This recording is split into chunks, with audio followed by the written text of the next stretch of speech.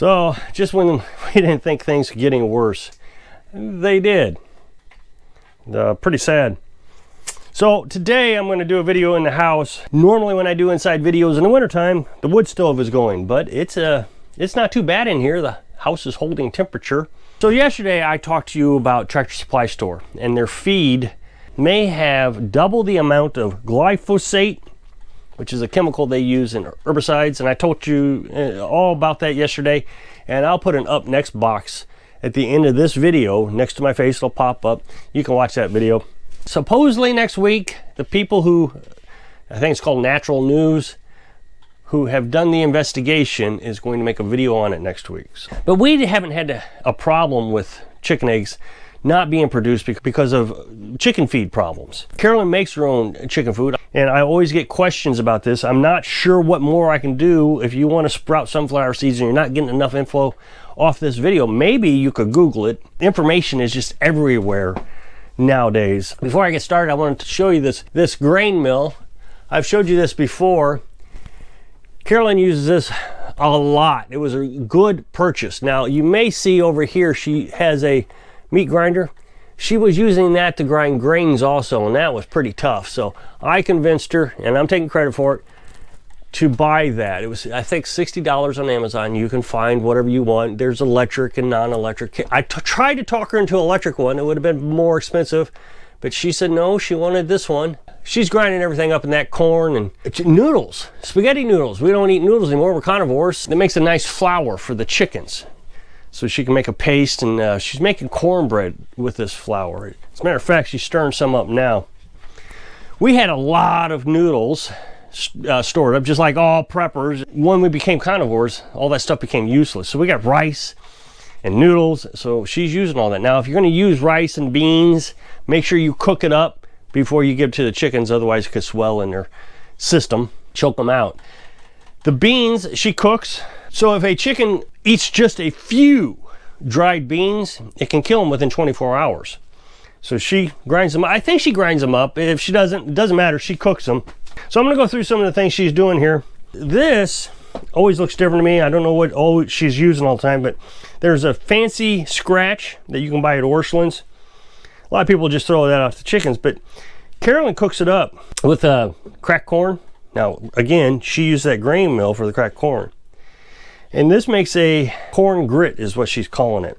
So we put this on the wood stove, and after 2 burns, this is complete. She doesn't have to do anything more with it. And it's like a paste. That's the best way to describe it.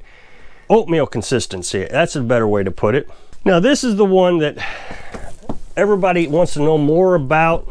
And it's probably the easiest thing Carolyn does. I think it's the most important thing she does when it comes to feeding the chickens. These are sunflower seeds, black sunflower seeds.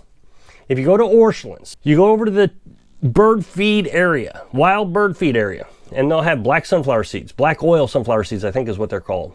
You buy a 50-pound bag. It's a little bit high. It's a little bit pricey. It's more expensive than chicken feed. Now, we have grown and will grow more this coming year. Last year, we just did a trial run. But this next year, we're going to take these sunflower seeds, we're going to put them out in the garden, we're going to grow them.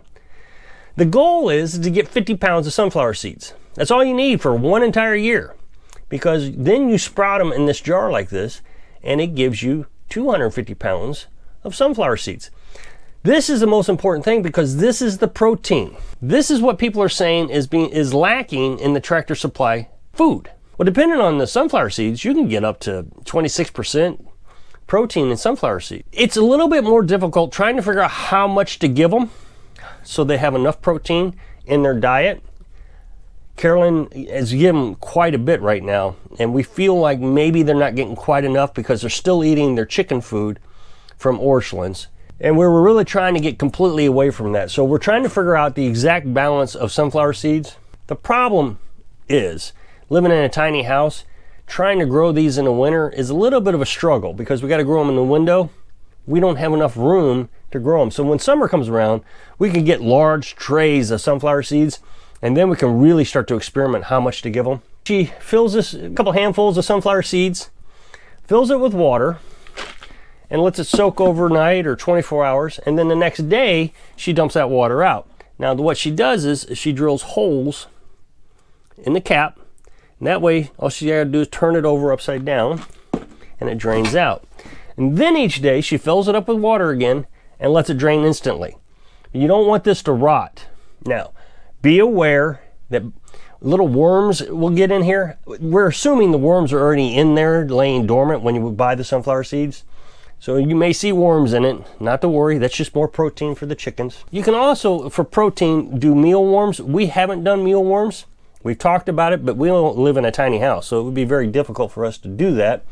Now, the other thing is you got to provide them calcium. That you can actually get an egg that has no shell on it. It's just a membrane, and it feels like a water balloon, pretty much. You're not supposed to eat those. They can contain salmonella and listeria and that kind of stuff because there's nothing protecting the egg from all the yuckies in the chicken coop. So you got to feed them calcium. Now you can buy calcium. You can buy clamshell calcium at the store. That is good for the chickens to eat all day long. They can eat that in the morning and it will process throughout their system and store in their system. So when they make an egg at nighttime, that calcium is available.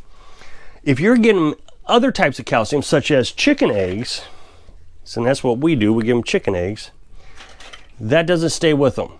You have to give that to them before bed. And they'll eat that, and then that calcium is in there while the egg is being made.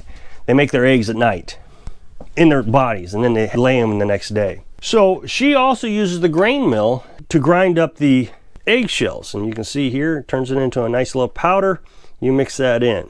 Carolyn gives them about half a cup with their feed every day. If you're going to give them oyster shells, do not put it in their food. Let them eat it on their own. If you don't feel like they're getting enough, you get an egg that only has the membrane, no shells. You give that into a separate feeder. You can overdose a chicken on calcium. She makes her cornbread. I've talked about the cornbread. The cornbread, she puts the eggshells and cracked corn, and then she just cooks it on the wood stove in this pan. She's never got any available when I'm making a video. Of course, she makes it at night, and then the next day we feed it to the chickens. So I should make my videos earlier is what I should do. But it's just cornbread with extra stuff in it. As I've been telling you, there is a shortage of chicks. It's only my word. I can't give you any more information until today. I'll give you some more information that there's a shortage. We just know there's a shortage. We have looked and looked and looked. We like to buy our chickens in the spring. When you buy them in the spring, say March or April, come September time, they'll start laying eggs. And they'll lay eggs all through the winter. But if you get chickens later than that, June, July, August, they won't lay eggs all through the winter. They'll wait until springtime. I don't know why. Now, we've actually experienced this. The first set of Americanas that we got late in the year. We had some problems. Long story, but we had some problems. We had some chicks that died when they were shipped to us. The post office was supposed to call us when they got the chicks. They didn't. They put them in the car. The guy drove around all morning with the windows open, -6 degrees, and they died. We had to go out and look for chicks. We bought some from Orscheln's, and then we bought some from a lady who sells chickens. And by this time, it was already past spring. It was probably June time. And we didn't get any eggs that year. They didn't produce any eggs, and I think until the next January, we got our first egg. Well, right now, we can't find any. We wanted to get leghorns. Just as an FYI to the viewers, the lady who sold us Americanas just sent us a message saying she might have some leghorns later, I think in late spring. So if it's early enough, like April, then we'll go ahead and get those. Otherwise, we're gonna get Rhode Island Reds or New Hampshires. They're pretty good producers, not quite as good as leghorns. But our biggest thing is we need to get a rooster. She sells roosters. We might have to get a rooster from her. Maybe an Americana rooster, full grown. I'm confident that she will not sell us a sick bird. Our only concern is Merrick's disease. So if we can put a rooster in, he can start fertilizing the eggs from the hens, and we can incubate them. So I wanted to talk about the incubator real quick. This is our incubator, Nurture Right 360. You can buy it on Amazon, or you can buy it at Orscheln's. We just saw it at Orscheln's a few days ago. I'm not a salesperson of these. What I will say, this is a very nice incubator. I'm glad we got it. You might be able to see here that there's a tray in the picture. I would take it out, but then I'd have to put it all back and assemble it and disassemble it. There's a tray here. Every so often, it's on a timer, that tray turns around and turns the eggs. So you don't ever have to open this up for like the first 20 days. I think it takes 3 weeks. Everything is on a timer. It will stop spinning. There's a automatic humidifier. So at the beginning you fill one of these, and towards the end you fill both of these. Everything has a gauge on it, temperature and humidity. There's a light on it where you can check to see if it's got an egg, chick in it. The nice thing about the timer is occasionally I have to switch our electric over to the generator. You know, normally it's on battery. Occasionally I have to put it over on a generator because it's cloudy or whatever. If you unplug it, you would think the timer would have to reset. It doesn't. It continues the timer countdown. And I think this is what more people are going to have to do. You're going to have to find eggs, fertilized eggs from farmers to get chickens. There just aren't any. So I read an article today from a hatchery in Ohio. One of the largest hatcheries in the country. They produce 200 to 300,000 chicks per week. They are capable of holding 1.4 million eggs. They sell retail, so out of the store, you can order from their store, and they also sell to farm stores like Orscheln's or Rural King or Tractor Supply. They're already sold out for March and April. They have no more that you're going to be able to get your chicks. So we've heard in the comment section that people are not able to get chicks from the Rural King right now. The guy who owns the place, his family's had the place since 1920s or something, 24 I think. He said expect more bird flu. So this egg shortage that we're in isn't over.